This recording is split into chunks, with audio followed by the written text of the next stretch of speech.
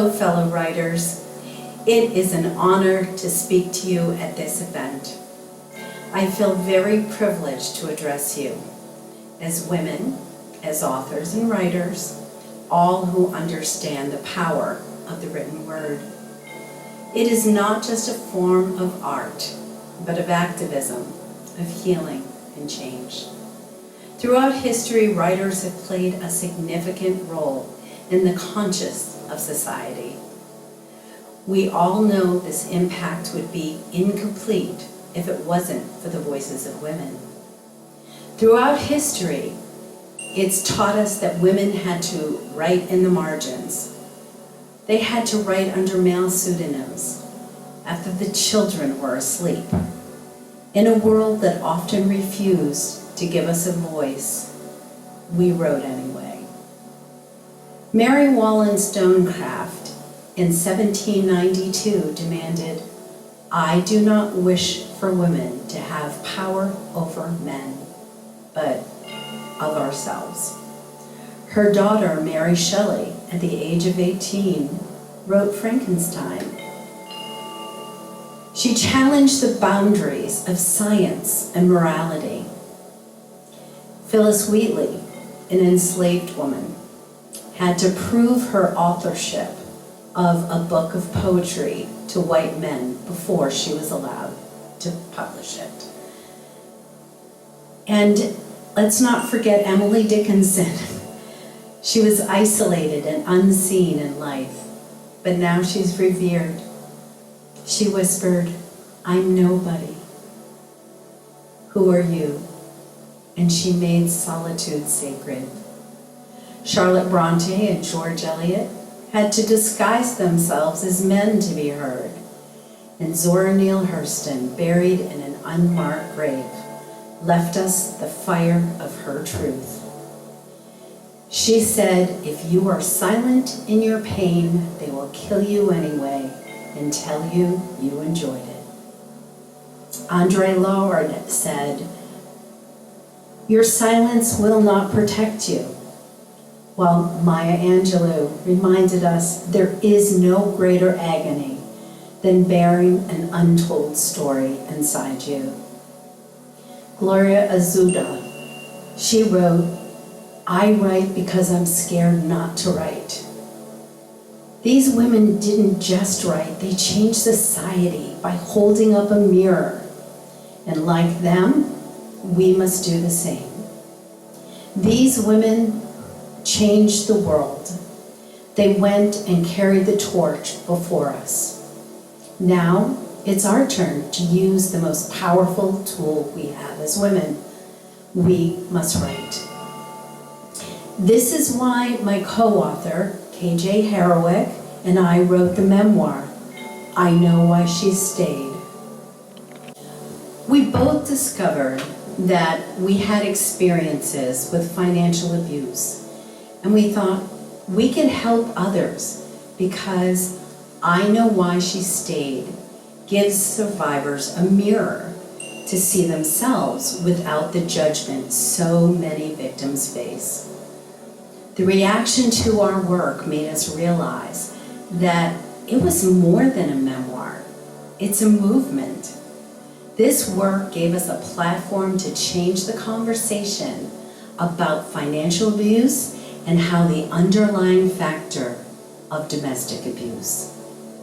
Since writing this work, our goals have expanded, and we recognize that it could also teach men to be better allies and instill in our children a different blueprint for love and respect.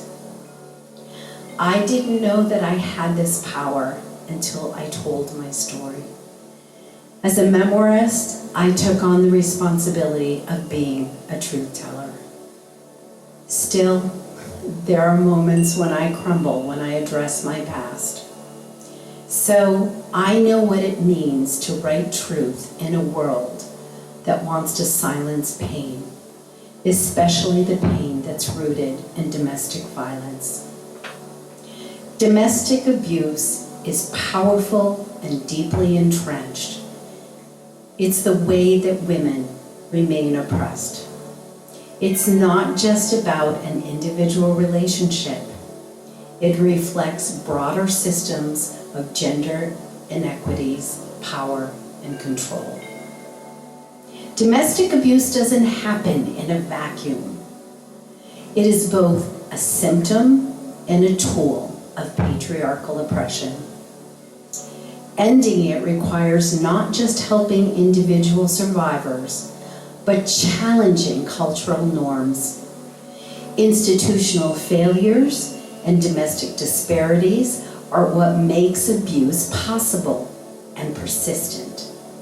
Domestic abuse reinforces gender imbalances. Men are often taught that they are entitled to control women. Abusers use tactics like financial control and isolation to dominate their partners. This dynamic mirrors the larger societal structures where men are often granted more political power, more economic power, and social power. When we see women becoming empowered, we are proud. But when they see women becoming empowered, they want to take our rights away. This is what is happening in the US right now. I don't want to get sidetracked into the political mayhem of the US, but I can assure you this is not about morality and freedom. It is about controlling women. The entire country is in an abusive relationship with the gaslighter-in-chief leading the way. Domestic abuse silences women.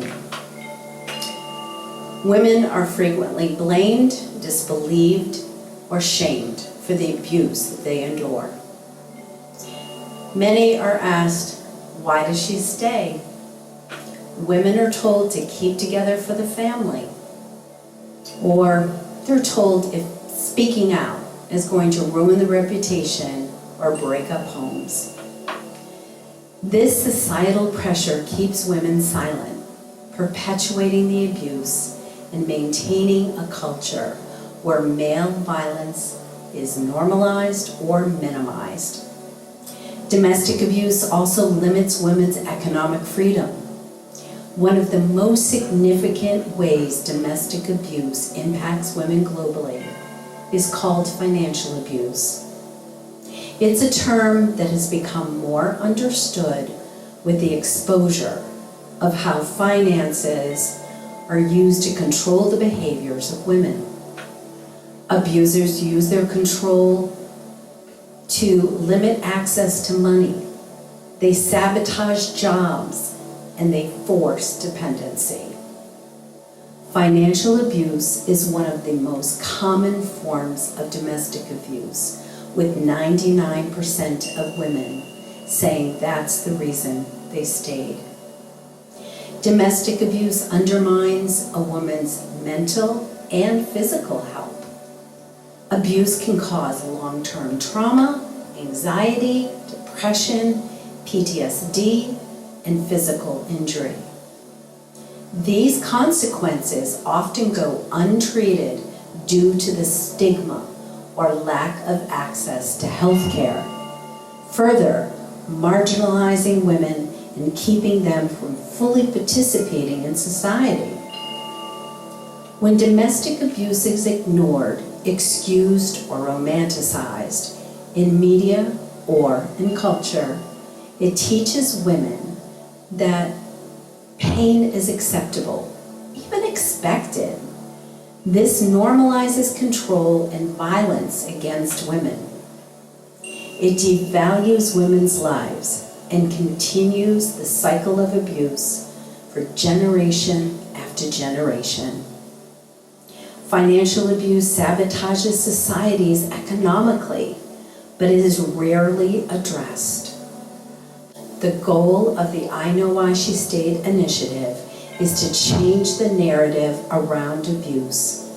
The world doesn't understand why she stays because they don't understand the impact of the financial control that keeps her trapped. When we're fighting domestic abuse, we're fighting a societal wound. It reflects the patriarchal system, the structure that insists on this control. It mirrors the political movement in the US today, where women's rights are eroded, books are being banned, religious bigotry is being masked as morality. System after system fails us. Laws, law enforcement, courts, housing, and healthcare. They refuse to take the grim realities women face seriously. They refuse to acknowledge that globally, a woman is killed every 10 minutes by a partner or family member.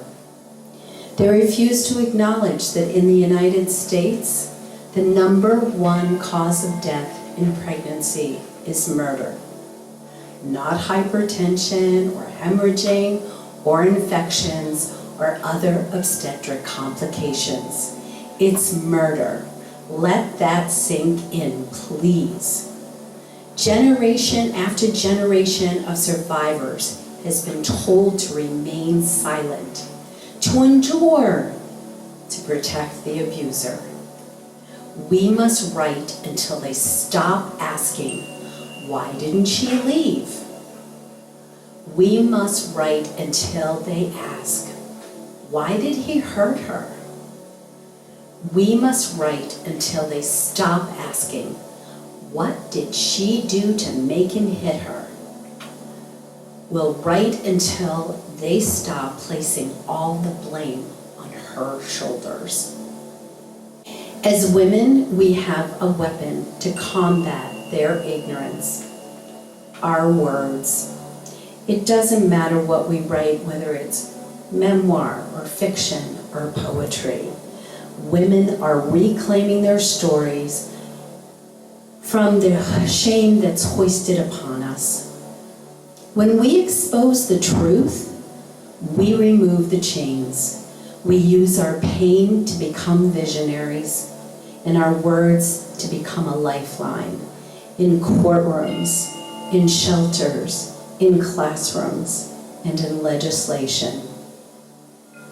The I Know Why She Stayed initiative will soon launch a 4-pillar program which we call Roadmap to Recovery. This program is built on storytelling, financial empowerment, trauma-informed healing, and emotional restoration. The support of this program is why we're here today, because the I Know Why She Stayed team has created Authors Against Abuse. We are a global network of creatives, activists that are all against abuse. We're authors telling our stories and using them as a tool to end domestic violence. By uniting those who understand the power that we hold as writers, we can be a force of change, of changing the narrative around domestic abuse. But we can't do this alone. Here's how you can help. Use the hashtag Authors Against Abuse and I Know Why She Stayed. Donate $1 a month through our Patreon account. This will help us provide tools for the people who need it the most, and we can give it to them for free. Pledge your participation in our April 2026 silent auction. When you donate, we use our social media to promote each pledge work and give you an Author Against Abuse badge to display your support. Invite your local library to carry our materials. When you recommend our work to your local library, you're helping us to provide resources to those who need a safe haven. Libraries do countless things for women because they offer private internet access, non-judgmental, confidential spaces. Working with local libraries will create paths to healing and independence. This strengthens and enriches communities by becoming a part of an affordable lifeline. Help us spread the word. Tell other writers, editors, publishers, readers, and anyone passionate about books and writing. But most of all, write your truth, because we know that women have been shaping society and reshaping it as writers. We're not just storytellers, we are building new futures. When we tell our stories, it doesn't just empower, it awakens. This is why the I Know Why She Stayed initiative invites you to join Authors Against Abuse, and why we are asking you to support this mission. This isn't just a cause. It is a call to rewrite her history.